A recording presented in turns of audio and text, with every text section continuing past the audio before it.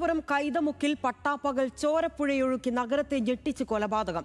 വസ്തുതർക്കത്തെ തുടർന്ന് അമ്മയ്ക്ക് മുന്നിലിട്ട് മകനെ അയൽവാസി വെട്ടിക്കൊലപ്പെടുത്തി. വഞ്ചിയൂർ ചമ്പക്കട സ്വദേശിയും നിരവധി കേസുകളിൽ പ്രതിയുമായ വിശാഖാണ് കൊല്ലപ്പെട്ടത്. കൊലപാതകത്തിന് ശേഷം ഒളിവിൽ പോയ അയൽവാസി പ്രദീപ് ഉൾപ്പെടെ 4 പേരെ പോലീസ് പിടികൂടി.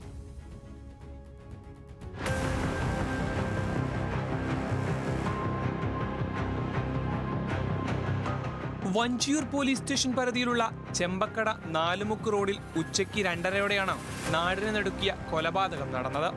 അമ്മയെ കാണാനും ഒപ്പം ഭക്ഷണം കഴിക്കാനുമായി വീട്ടിലെത്തിയതായിരുന്നു വിശാഖ്. എന്നാൽ വീട്ടിന് മുൻപിൽ വെച്ച് അയൽവാസിയായ പ്രദീപിന്റെ നേതൃത്വത്തിലുള്ള 4-അംഗ സംഘം കാറിലെത്തി വിശാഖിനെ വളഞ്ഞിട്ട് ക്രൂരമായി വെട്ടി പരിക്കേൽപ്പിക്കുകയായിരുന്നു. ഇരു കൈകൾക്കും കാലുകൾക്കും ഗുരുതരമായി വെട്ടേറ്റ വിശാഖിനെ പോലീസ് എത്തിയാണ് മെഡിക്കൽ കോളേജ് ആശുപത്രിയിലേക്ക് കൊണ്ടുപോയത്. എന്നാൽ ജീവൻ രക്ഷിക്കാനായില്ല. ആശുപത്രിയിലേക്ക് കൊണ്ടുപോകും വഴിയാണ് അന്ത്യം സംഭവിച്ചത്. നേരത്തെ ഒരു 7 മാസം മുന്നേ ഉണ്ടായിരുന്നു വിശാഖ് ഇതുപോലെ പത്തൂനെ. അത് വലുതായിട്ടല്ല, ചെറുതായിട്ടൊരു വെട്ടുകൊണ്ട് പുള്ളി ഹോസ്പിറ്റലൊക്കെ ആയിരുന്നു.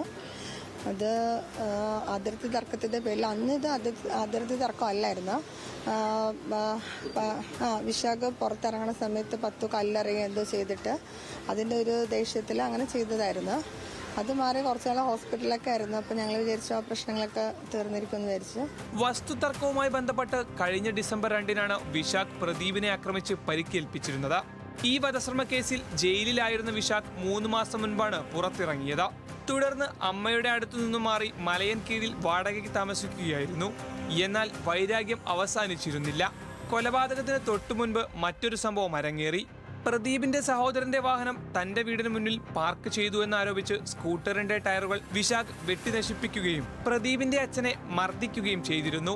ഇതാണ് കൊലപാതകത്തിലേക്ക് നയിച്ച പ്രധാന പ്രകോപനം. പ്രതിയായ പത്തു പ്രദീപ് എന്ന പ്രദീപ് RSS പ്രവർത്തകനാണ്. കൊല്ലപ്പെട്ട വിശാഖും RSS അനുഭാവിയാണ്.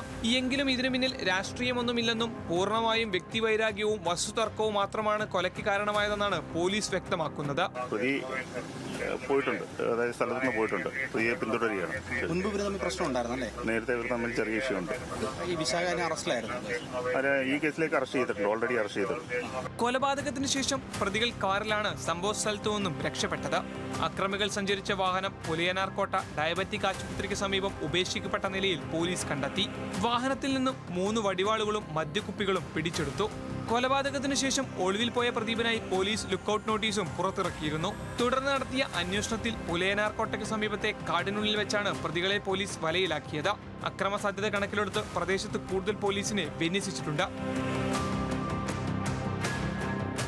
ന്യൂസ് മലയാളം, തിരുവനന്തപുരം.